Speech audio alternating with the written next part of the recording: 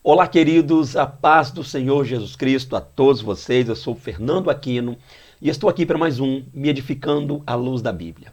Traremos nesse vídeo a lição 3, o chamado de um profeta. E para dar início à mesma, veremos que o nosso texto bíblico básico está, a princípio, no livro do profeta Isaías, capítulo de número 6, os versos 6 ao 8, livro do profeta Jeremias, capítulo 1, dos versos 4 ao 9, e por fim, o livro do profeta Ezequiel, capítulo 2, versos de 1 ao 3. O nosso texto áureo está no livro de 1 Reis, capítulo 19, verso 16, e diz: Também a Jeú, filho de Nice, ungirás rei de Israel, e também Eliseu, filho de Safate, de Abel-Meolá, ungirás profeta em teu lugar. O nosso comentário nos dirá aí: o ministério de um verdadeiro profeta é marcado pelo chamado que o precede.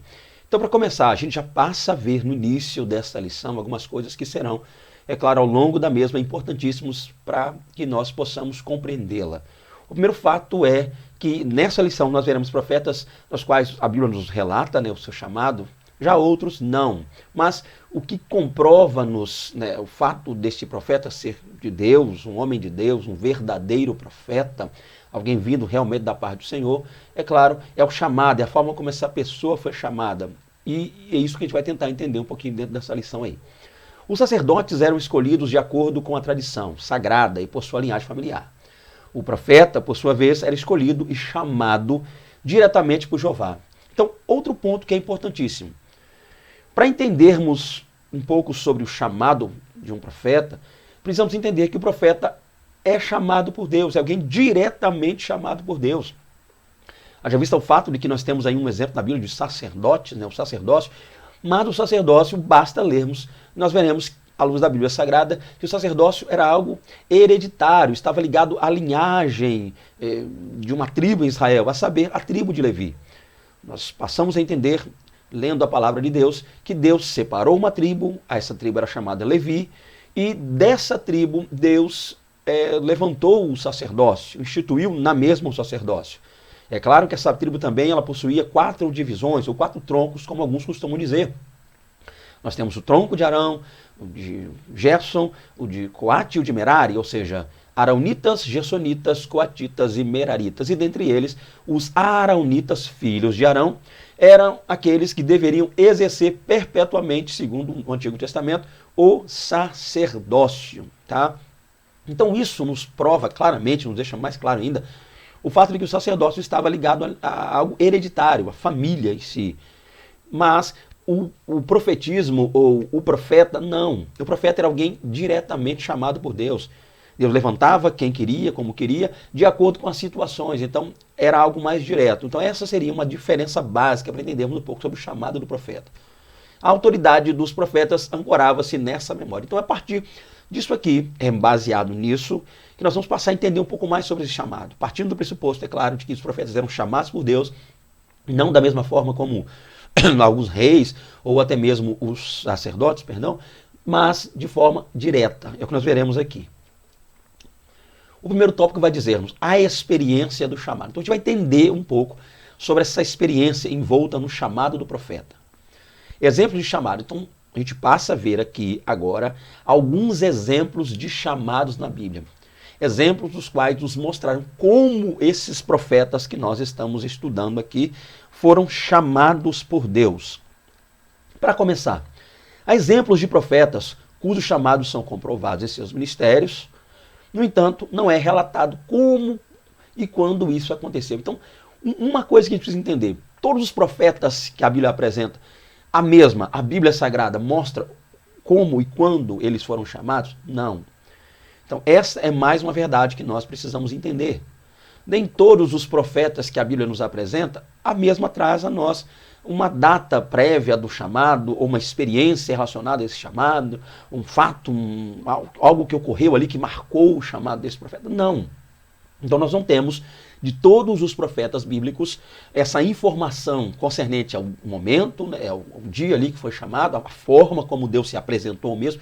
Para nós, muitos desses profetas é desconhecido. Então, esse fato em que Deus, ou quando Deus o chamara. Então nós temos alguns exemplos, e a revista de Mestre traz, como é o caso de Natã, Quando é que Natan foi chamado? Não sabemos, mas Natan era profeta? Sim, gente, basta vermos a maneira tremenda como Deus usou Natan para falar com Davi e outras questões mais. Então, isso nos mostra, né, testifica, atesta-nos o fato de que Natan era um profeta. O fato de não sabermos quando ou como Deus o chamou não quer dizer que ele não fosse profeta, já visto o fato que a Bíblia corrobora com esse ministério profético dele. Outro exemplo, o exemplo de Gade, né? Gade. Aías lá de Siló, meu Deus, tremendo. Elias e Miqueias. Elias, eu vou falar um pouquinho mais sobre Elias daqui a pouco. Então o fato é, isso que a gente precisa entender para começar aí esse primeiro subtópico.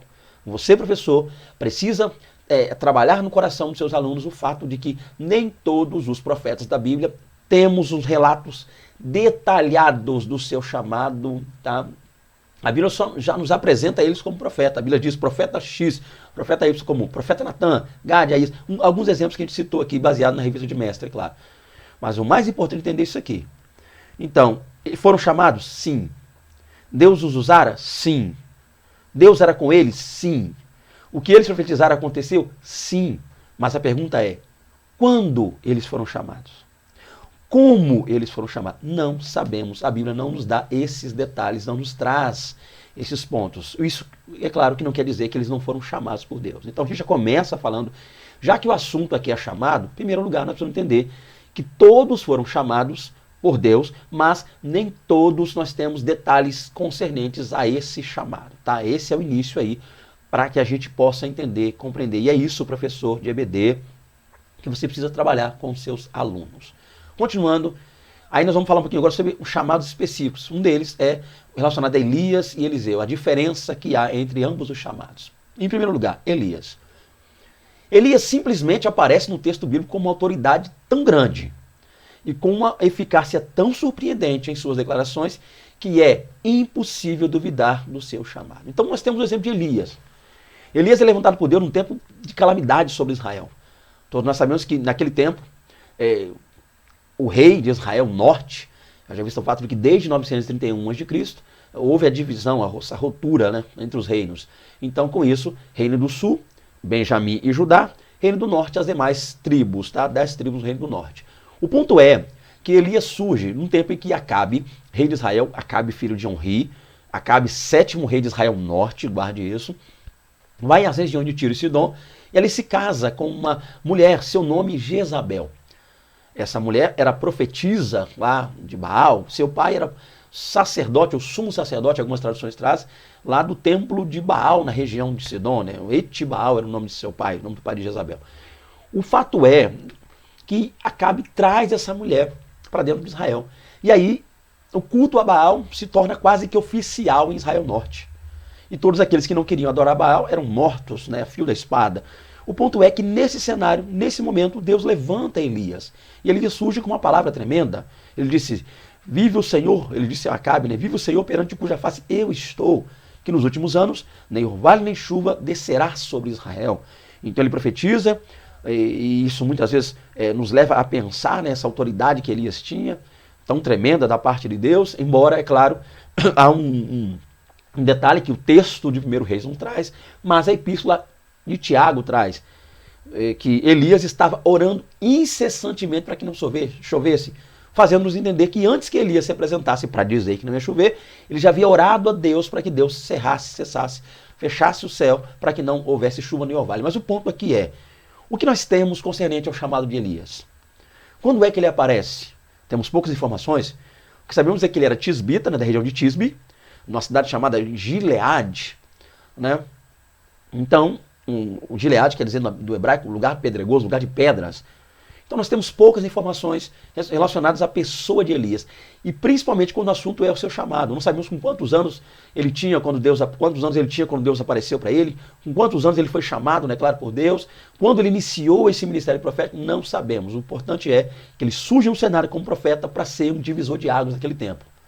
Mas é interessante, se por um lado Elias, a Bíblia não nos dá informação quanto, melhor dizendo, ao chamado de Elias, Eliseu já aparece. Olha aí, vamos ler isso aqui. Seu sucessor, Eliseu, sim, foi indicado por Deus, mas foi o próprio Elias quem lhe comunicou o chamado. Então, se por um lado não sabemos nada a respeito do chamado de Elias, sabemos muito a respeito do chamado de Eliseu. Por quê? Porque o próprio Elias participa desse momento. Lembra do textuário que lemos? onde Elias foi, estando naquela caverna, foi ali orientado por Deus a ir e ungir Azael, rei sobre a Síria, voltar e ungir Jeú, rei lá no Israel Norte, Samaria, e por fim ungir Eliseu, filho de Safate, como profeta no próprio lugar de Elias. Sim, mas o ponto é que Elias vai até Eliseu, isso é importante para nós. Eliseu está numa região pequena chamada Abel-Meolá, está trabalhando, arando a terra, e está, segundo a Bíblia, na 12ª junta de bois. Ou seja, como funcionava isso? Um homem, na sua frente um arado, e diante, à frente do arado, 2 bois, puxando esse arado. Então, Eliseu era um agricultor, estava arando a terra quando Deus o chamara. Então, 11 juntas à sua frente, e ele lá na 12ª, na 12ª, e Elias passa por todas essas juntas, vai até a última, e ao chegar ao lado de Eliseu, Elias lança ali a capa sobre os ombros. Elias põe a sua capa sobre os ombros de Eliseu, e Eliseu passa a entender a partir dali que Deus o chamou, ou o chamara, para ser um profeta do Senhor. Então olha que coisa tremenda e interessante. É claro que Eliseu entendeu que Deus lhe havia chamado, entendeu que não haveria mais volta nesse ministério, tanto é que Eliseu se desfaz de tudo quanto ele tinha. Isso é importante. Então, para entender esse ponto, basta analisarmos essa questão aqui. Por um lado, Elias, não sabemos quando. Por outro, Eliseu, sabemos quando. Então, corroborando com o que a gente já vem falando aqui, e você, professor, vai trabalhar com seus alunos aí, esse ponto.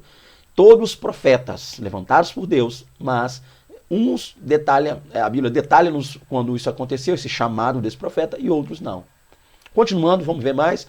Isaías, o profeta, de modo diferente de quem? Diferente de Elias, tá? O chamado de Isaías é contar em detalhes. Então, nós temos detalhes concernentes ao chamado do profeta Isaías. No capítulo 6 do seu livro, o chamado aparece no versículo 8. Então, olha aqui a diferença. Mais uma vez, Elias não temos clareza quanto ao momento que ele foi chamado. Mas Isaías, além de a gente saber como e quando, a gente sabe com detalhes, porque Isaías vai dizer, no ano em que morreu o rei Uzias, então, no ano em que morreu o rei Uzias, eu vi o Senhor assentado no alto sobre um trono, e ele começa a trazer detalhes dessa visão. Isso é maravilhoso.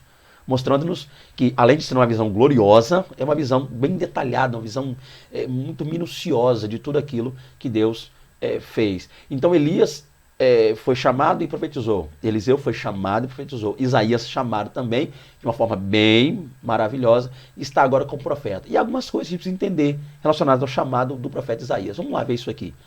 Essa experiência deu-lhe um novo propósito para a vida, transformando-lhe o caráter, suas pretensões e seus sonhos pessoais. Então, olha que coisa interessante. Além desse chamado, a vida do profeta passou a mudar. Isaías diz, ai de mim, porque vou perecendo. Os meus olhos viram o Senhor, eu que habito no meio de pessoas, de homens, de lábios impuros, né? Ou seja, dando a entender, é claro que existem pessoas que vão dizer que Isaías falava palavrões, palavras chulas, palavras de baixo calão. Não é bem isso que o texto quer dizer, não. Tá? O que nos mostra é que realmente, sim, ele entendendo sua posição de pecador, sua posição de falho para diante de Deus, em meio a tantas coisas ruins acontecendo naquela região, Deus agora o chama, o separa. Então ele está demonstrando como ele está agora sendo chamado por Deus, né? Isaías estava surpreso, para dizer a verdade, por ter sido chamado por Deus. Outra coisa importante é o tempo em que Deus levantou Isaías. Sabemos que o trono estava em colapso lá no sul. Foram basicamente 15 anos em que o rei Uzias estava leproso e as coisas ficaram difíceis. Não havia uma voz de comando, uma voz que vinha do trono para dar comando. Então Deus se apresenta a Isaías como um rei, guarde isso, o trono, quem se assenta no trono, rei. Logo Deus apresentou-se aí como um rei. Então não havia voz no trono em Israel durante 15 anos. Deus se apresenta a Isaías para mostrar o quê? Que aí, no mundo aí, Judá, trono, rei leproso, descontrole, Deus glorioso, sempre, sempre, sempre reinando gloriosamente. É Deus mostrando a Isaías e a nós que ele tem todo o controle sobre todas as situações. Deus tem todo o controle. Isso que é interessante. Então, um ponto aqui para a gente fechar essa parte de Isaías, que é interessantíssima. Tudo tornou-se secundário diante da missão recebida de Deus. Então, gente, para pensar uma coisa. Quando você lê o relato do chamado de Isaías, é maravilhoso. Tem muitos detalhes ali. umbrais, portas, serafins, que o áudio dizia Kadosh, Kadosh, Kadosh, Santo, Santo, Santo. Tem muitos detalhes nesse chamado. Mas o que passou a valer para Isaías, a partir do momento que ele passou a entender o porquê Deus chamara, não foi mais o dia, uma lembrança do dia em que Deus se apresentou a ele, mas principalmente o motivo pelo qual Deus lhe chamara. Então, de repente, esteja falando alguém aqui agora, nessa parte da aula aí, que sempre fica maravilhado do dia, lembrando do dia que Deus te chamou. O ponto básico é mais interessante, eu diria até mais importante, se você me permite dizer assim, do que parar para pensar no dia em que Deus me chamou, ou lhe chamou, é saber se nós estamos hoje cumprindo tudo aquilo que Deus nos mandou fazer no dia em que nos chamou. Quem sabe Deus te chamou há 30, 40 anos atrás. A pergunta é, você ainda cumpre o que Deus mandou? Você ainda prega? Você ainda anuncia? Você ainda faz a vontade de Deus? Então, mais importante do que o momento, o evento sobrenatural envolto ao dia do chamado, sempre será o que eu tenho feito em relação ao chamado.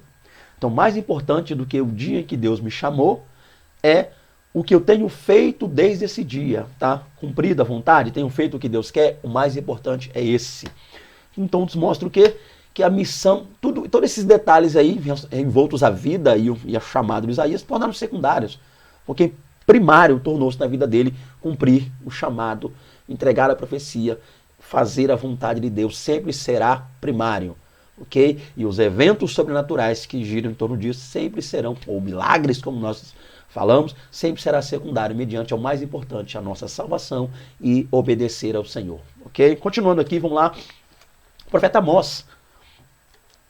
O próprio profeta fala de seu chamado. Então, o outro profeta na qual nós temos aí algumas questões relacionadas ao chamado. Embora não haja tanto detalhe assim, pelo menos ele fala o que ele fazia, quem ele era, onde ele estava, que situação ele vivia. Isso é importantíssimo. Deixa eu tentar entender isso aqui. Então, era um boiadeiro, um boieiro, um homem do campo, um homem rústico. Por que Amós disse que não era profeta?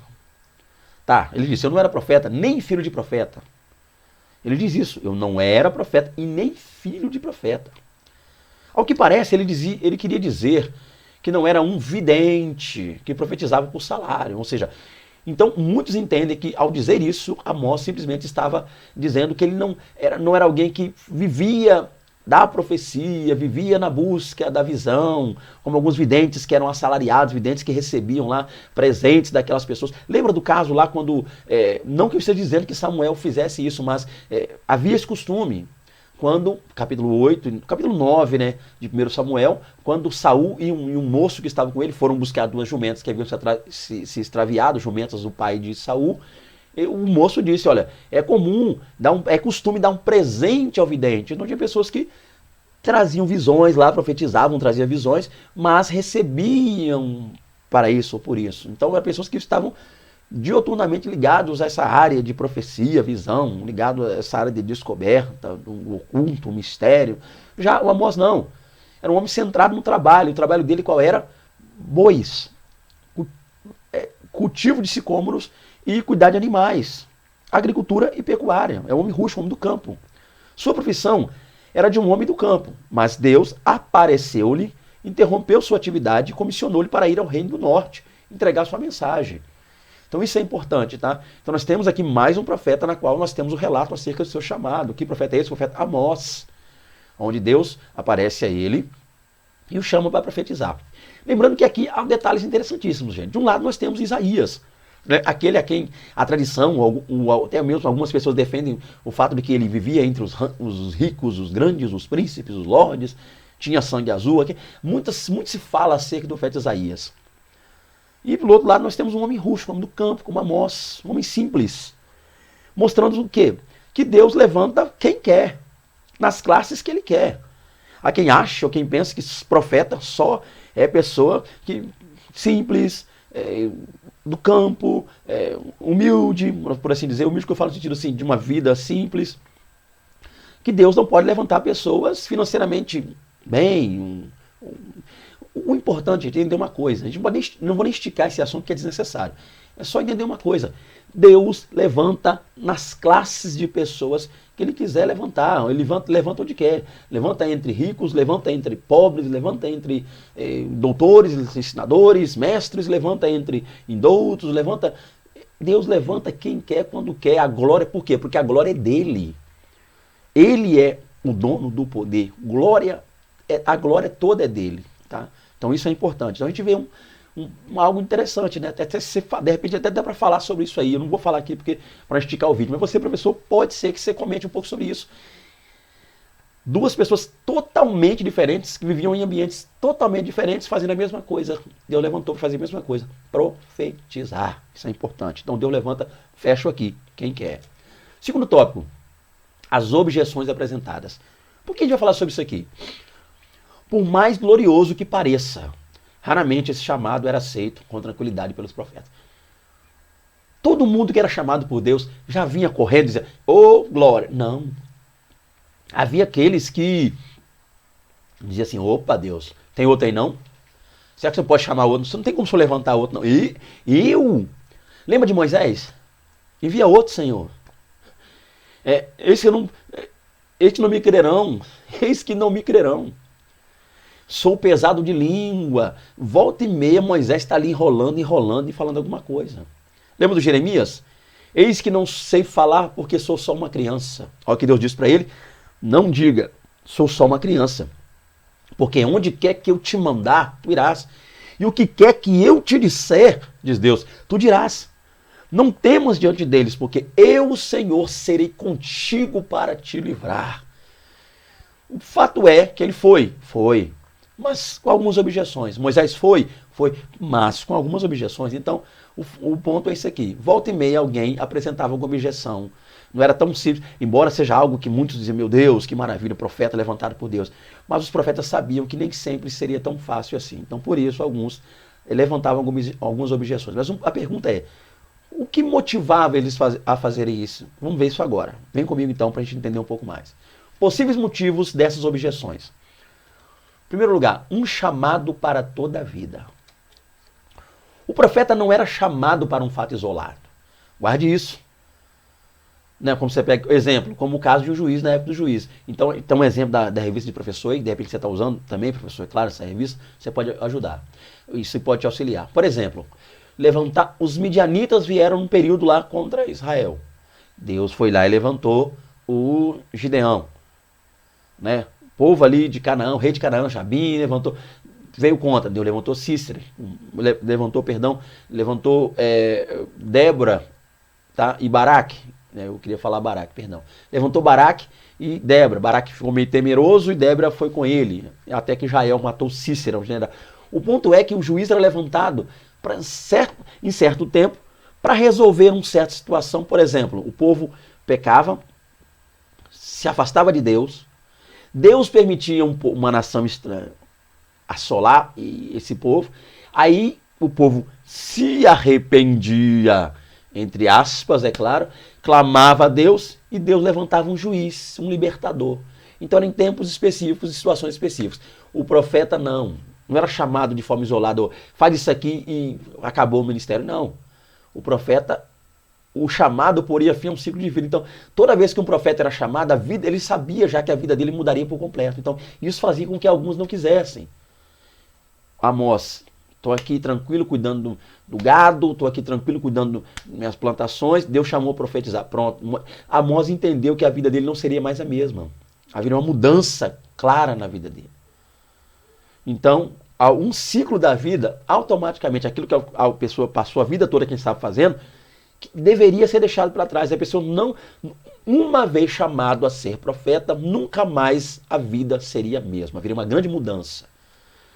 Tudo que tem esse caráter vitalício gera receio ou mesmo temor. Então, nós já vivemos muitas vezes com medo do que é novo, que é novidade, aquilo que é novo. E quando aquilo que nos é novo é aquilo que por muitos é perseguido, como o profeta era perseguido, então o fato de essa mudança, o fato do profeta entender que isso não seria algo tão simples ou tão rápido, não seria algo tão breve, fazia com que muitos temessem. Eu vou ser agora para a vida toda profeta? Então alguns por causa disso traziam objeções. Então o motivo é isso aí. O fato de ser um chamado que implicaria mudanças drásticas na vida dessa pessoa. Por isso fazia com que alguns ficassem meio receosos. Não quero ir. Outro exemplo, por quê? Outro motivo, vamos ver mais. Um chamado que abarcava diversos aspectos da vida. Vamos entender.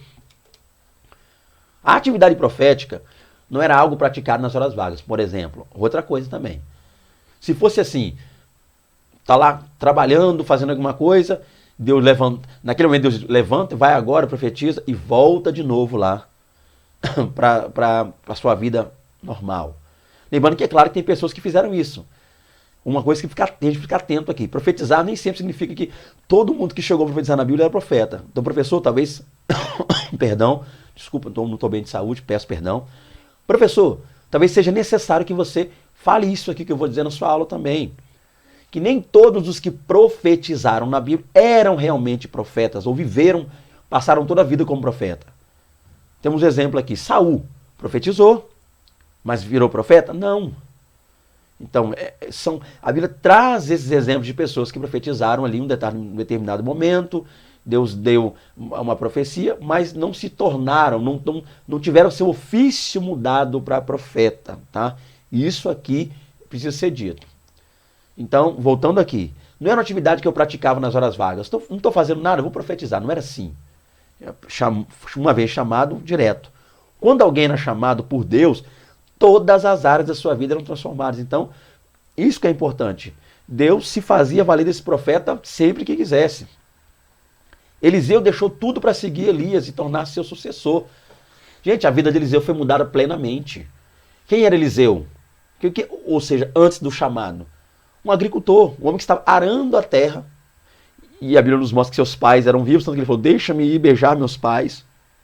Então Eliseu, entendemos com isso, um moço jovem, que trabalhava no campo para sustentar a si e seus pais, cuidar de sua casa e de seus pais. Até que um dia ele é chamado por Deus, quando Elias lança ali a capa sobre os ombros, Deus o chama. O que Eliseu? A primeira coisa que Eliseu fez, gente. Primeira coisa. Postou no Instagram, no Twitter, no Facebook, fez uma selfie com Elias? Não. Eliseu foi lá e deixe-me primeiro despedir os meus pais. Então, uma coisa importante. Alguém que é chamado para obedecer a Deus como profeta, já obedecia aos pais. Então, a vida de obediência, uma vida de piedade, uma vida de santidade, uma vida de bênção, já era algo que fazia parte da história de Eliseu. Então tem gente aí que não obedece liderança, não obedece pastor, não obedece ninguém, sai por aí, vai para onde quer, faz o que quer, roda o mundo aí sem prestar conta da vida para ninguém, faz o que quer, pinta e borda e é profeta. Não é por aí não. Princípio lá para o profetismo de Eliseu. O camarada já era um cidadão obediente, ralava muito, trabalhava. Tem gente que para correr do trabalho se diz profeta. Não. Enxada, maceira, concreto, capinar quintal, cortar árvore, trabalhar, pegar peso. Eu não. Deus me chamou para pregar o evangelho, a palavra. Aí passa o dia inteiro sem pegar na Bíblia, chega de noite pregando a mesma coisa, requentada, né? Ou vai para o YouTube ou para o Google pegar mensagens, né? Infelizmente é o que a gente tem visto. Mas voltando aqui, que é o nosso foco, para a gente não fugir, é o fato de que Eliseu já tinha essa vida de obediência. Então, o que ele faz? Despede dos pais. Então, isso mostra a ligação que tinha com os pais. Para andar com o pai agora. Deus, olha que maravilha. Aí ele mata os bois. Ele quebra o arado. Gente, o arado era o futuro de Eliseu. Financeiramente falando. O arado era certeza de emprego para Eliseu. Agora, arar terra sem arado? Aí ele mata os bois. Quem vai puxar o arado se os bois estão mortos? O que Eliseu me ensina? Deus me chamou, logo eu entrei num caminho sem volta. Eu nunca mais volto para cá. Eu nunca mais aro terra. Não é que Deus estivesse chamando Eliseu para parar de trabalhar. Pelo contrário. Deus chamou Eliseu trabalhando para que ele continuasse para Deus também a trabalhar. Esse é o ponto. Deus não pegou um Eliseu à toa para poder... Pegou um camarada ralando muito para ralar ainda mais, trabalhar ainda mais, diga-se de passagem. O ponto é esse aqui. Ele se desprendeu de tudo. Então houve uma mudança significativa na vida de Eliseu. Isso que é importante. Aí nós temos aqui, por fim, Amós. Largou a função de boieiro ou boiadeiro e viajou para o reino do norte, enfrentando toda a oposição. Larga uma vida de cuidar de animais, plantar sicômoros, Uma vida tranquila, passarinho cantando, campo, e vai lá para o Israel norte, aonde, meu Deus, onde o pau quebrava. Pensa num negócio complicado, era o tal do Israel norte. Mas é isso que é importante, entender que a vida dele mudou. Então toda aquela calmaria, todo aquele clima, aquele ambiente do campo, deixou de fazer parte da vida de Amós quando ele foi chamado. Então, um chamado, gente, isso aí fazia com que alguns não quisessem ir, trouxessem objeções. Porque a mudança era drástica, a mudança era tremenda, a mudança era radical. Então, um dos motivos pode ser esse aí. Um chamado que abarcava diversos aspectos da vida. Então, trabalhe isso melhor, professor. Você tem mais tempo que eu aí, eu estou correndo com o vídeo aqui. Trabalhe bem isso aí na sua lição. Vamos lá, continuando aqui. O chamado envolvia tarefas difíceis. Então, olha só, nível hard aí para os profetas. Dificultou o negócio. A primeira missão dada a Samuel, chamado ainda menino, guarde isso, foi declarar o juízo de Deus sobre a casa de Eli, seu mestre e seu tutor. O pequeno Samuel está lá, criança, morando com Eli, aprendendo com ele, desde que a mãe lhe entregara, né, a mãe cumprindo um voto, ali Ana cumprindo um voto, entrega Samuel para ficar lá no tabernáculo em Siló, onde Eli era o sumo sacerdote, seus filhos Hofni e Finéias sacerdotes, e o Samuel crescendo, uma criança tranquila, até que um dia Deus disse, Samuel, Samuel. Samuel criança, pequeno, não tinha noção, foi até Eli, você conhece bem. Até o ponto que Eli entendeu que quem estava chamando Samuel era Deus. Ele falou, Samuel, volta lá e diz assim, quando você ouvir essa voz, você diga, fala que o teu servo ouve. Deus chamou mais uma vez, Samuel, Samuel. E Samuel respondeu, fala que o teu servo ouve. Daí por diante você conhece bem o texto, você é melhor de Bíblia que eu, sabe o que eu estou falando. Nessa hora, Deus falou com Samuel, criança, menino, inexperiente da vida, e deu para ele já uma batata quentíssima. Qual era? Entregar um juízo, declarar um juízo sobre a casa de Eli, seu tutor, seu mentor, né? Seu mestre, aquele que cuidava, aquele que dava guarida, pão, comida a ele. Mas, olha que coisa tremenda. Então, por isso é que alguns não queriam. Por exemplo, essa turma que ama entregar profecia para líder, para pastor de campos, grandes igrejas gigantescas, né, pastores com 40, 50 congregações, tem uma turma que é especialista em entregar profecias para esses pastores, irmão, e só coisa, eita glória, só a benção. Você me entendeu? Não estou aqui de forma alguma dizendo que pastor que tem igreja grande apronta, você me entendeu? Só estou dizendo que quando a questão é, enquanto está recebendo profecia com coisa que Deus vai fazer de benção, amém. Mas quando é para trazer algo, ou para repreender esse dito líder, porque não importa o quanto, é claro, deixa eu abrir um parênteses aqui, você que me assiste, eu aqui, nós temos que obedecer. Nossa liderança foi dada por Deus. Não pense você, não ache você que esse vídeo, ou que é meu pensamento, é dar a alguém ousadia, coragem para ir lá e confrontar, e enfrentar, bater de frente com liderança. Não, isso não compete, isso não existe. Mas pode acontecer casos como esse aqui. Quando for, o ponto é, quando for Deus realmente levantando o profeta, ele precisa falar, tá? Então essa turma que gosta de sair por aí entregando profecias maravilhosas, né? E quando a dita profecia é para o irmão, ali um congregado, um membro, um desempregado, aí não tem, parece que não tem tanta profecia para passar assim. Mas voltemos aqui, porque o nosso foco é a aula, tá? Então o que é o ponto aqui? Samuel olhou para Eli e disse, aí, é isso mesmo, tremendo. Aí nós temos outro exemplo aqui, Jonas tentou fugir da missão de pregar em Nínive. Atitude que deixa claro que não era uma missão desejável para si. Olha lá, gente.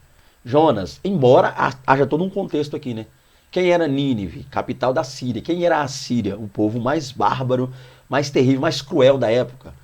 O povo que é muito conhecido não só por nós que fazemos uso da Bíblia, mas também pessoas aí da área secular que estudam história secular e veem que a Síria era uma nação complicadíssima quanto à questão de tortura. Arrancava a unha, cortava dos dedos os pedaços, tirava a mão, cortava o braço, e deixando a pessoa sofrer viva. Machucava e cauterizava para que a pessoa sofresse viva, arrancasse os dentes, vazava olho. até que ou a pessoa morreria, ou não aguentando mais. Eu sei que o nível de tortura, então, era um povo bárbaro, cruel, terrível, o que poderia, claro, ter levado Jonas. Por diversas vezes fizeram uma incursão lá contra a região de Israel, o povo da Síria muitas vezes, então isso aí é um dos motivos, né? Então era tarefa difícil, era complicada. Embora Deus tivesse mandado, Jonas viu essa dificuldade, ainda desobedecendo, mas viu essa dificuldade. Há quem diga, eu vou abrir um parênteses aqui, há quem diga que a Síria fez algo com a família. Eu vi um pregador falando, alguém me perguntou uma certa feita, não me lembro bem, se a Síria tinha feito algo com o pai, o parente, parece que o pai de Jonas. Gente, isso aí é tudo questão extra-bíblica, fontes que não são fidedignas, certo? Então eu nem prego essas coisas, nem ensino essas coisas, porque eu nunca vi nada disso não. Então se alguém tiver algo a esse respeito, tá aí, deixa no comentário, me fala, basta essa fonte, eu vou pesquisar, vou estudar. Mas eu nunca li nenhuma fonte dizendo que a Síria fez algo aos pais, foram eles que mataram os pais de Jonas, por isso que ele não queria ir. Aí eu já acho que é muita maionese. Mas se tiver, porque eu não sei tudo, não sou obrigado a saber, né? Deus é quem o sabe, Deus é quem é onisciente. Então, de repente, se eu esteja falando alguma coisa desnecessária aqui, você tem essa fonte, você sabe a esse respeito, é só você marcar nos comentários que a gente pode estar lendo um pouco sobre isso, até procurando entender, porque eu ainda não li não. Mas voltando aqui, Jonas viu essa dificuldade. Outro exemplo, para a gente fechar essa parte. E o que dizer do profeta Osés? Gente, convidado a casar-se com uma prostituta como parte de sua comissão. Olha que coisa difícil. Embora eu tenha dito isso no vídeo passado, e já falei em vídeos anteriores, que existem fontes que dizem que, baseadas até no texto hebraico, que Oséias não casou-se com uma prostituta. A mulher não era, ele não foi lá no prostíbulo pegar essa mulher, mas ele casou-se com uma mulher que Deus já lhe havia dito que ela depois seria dada à prostituição. Então ele casou com uma mulher sendo dele, fiel a ele, mas já sabendo que ela se prostituiria depois. Até para ser um exemplo de Israel, né? Israel foi de Deus, mas se prostituiu com os ídolos. Poderia até uma fonte, pode até ser algo fidedigno, mas há quem crê, há quem ensine, há quem pregue realmente que o Oséias casou-se com uma mulher que já era prostituta. Ele já foi lá no prostíbulo e tomou para si. Coisa essa que é difícil a um profeta. Então tem gente que não engole muito isso, porque, mas por que Deus mandou um homem santo, que o profeta tem que ter um caráter santo? Por que Deus mandou um homem santo, um profeta, ir lá no prostíbulo pegar uma mulher? Então você vai encontrar a pessoa dizendo isso aí. Uns defendem que ela não era prostituta, como Israel também um dia a nação não foi, mas se prostituiu depois, abandonou Deus e se entregou aos ídolos, prostituindo-se. E vão dizer também que ela já era prostituta. Tá? Esse é o ponto claro aqui. Continuando. O chamado continha uma ordem. Outra coisa que é interessante também. Vamos lá. O chamado continha uma ordem. Embora Isaías tenha se prontificado aí, diversas passagens mostram que seu chamado não se tratava de um convite exatamente, mas de um mandado divino. Todo mundo gosta disso, eu também gosto, por que não? Isaías disse, eis-me aqui, envia-me a mim. Mas isso soa, ou pode soar, como se, enquanto Deus falava, Isaías disse, não, deixa comigo, eis-me aqui. Olha, Isaías estivesse se oferecendo, Isaías estivesse se candidatando, Isaías estivesse se prontificando aí. Estou aqui, eis-me aqui. Nem precisa falar mais nada, Deus, já estou aqui. Mas não é isso que a Bíblia mostra. Embora ele tenha dito dessa forma, eis-me aqui, Deus diz, a quem enviarei? Quem há de ir após mim? Né? Eis-me aqui. Embora ele tenha dito assim, o que a Bíblia nos mostra é que Deus não estava convidando ele para ir, não. Deus estava dando uma ordem. Quando você convida, você está convidando um monte de gente. Olha, eu precisaria de um voluntário aqui para fazer não sei o quê, quem poderia? Aí alguém levanta a mão, deixa comigo. Você pede que alguém se voluntaria a fazer algo, e essa pessoa já diz, se prontifica a fazer. Parece que Isaías fez isso, mas lendo a Bíblia a gente percebe que não. Foi uma ordem. Ainda que ele tenha dito assim, Deus lhe comissionou, Deus lhe deu uma ordem, Deus exigiu que ele fosse. Deus mandou realmente que ele fosse. Isso é importante. Há o exemplo de Jeremias, que por causa das pedradas, decide calar-se diante do mal à sua volta. Ele tenta calar-se, mas um fogo irresistível toma conta do seu coração e o impulsiona a pregar. Isso aqui que Jeremias viveu é o que muitos vivem. Gente, um homem foi renegado pelos pais, na família renegou ele, os parentes, os demais ali, sacerdotes, levitas, aquela região onde ele estava, os profetas, né, foram contra ele. O homem, gente, os reis, o homem sofreu demais. Então chegou um momento que ele já cansado de tudo aquilo, ele chegou a pensar em parar, em não falar mais nada, em deixar, em se calar. Quantas pessoas não passam por isso, mas nessa hora, Glória a Deus. Verso 8, no capítulo 20, está lá. Ele chega a dizer, não que ele esteja parando ali, mas ele está relatando o que ele pensou.